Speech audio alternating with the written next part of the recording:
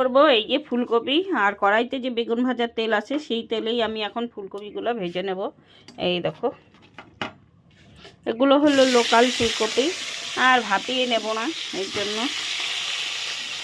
মটরশুঁটিগুলো দেখেছো কত সুন্দর, এই দেখো।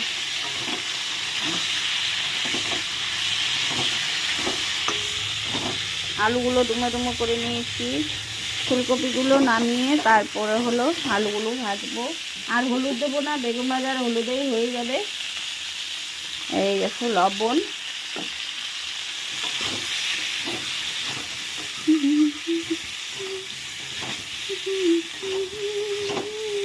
জয় গুরু জয় গুরু জয় গুরু জয়। আলুগুলো দিয়ে দিলাম একবারে হোক ভাজা।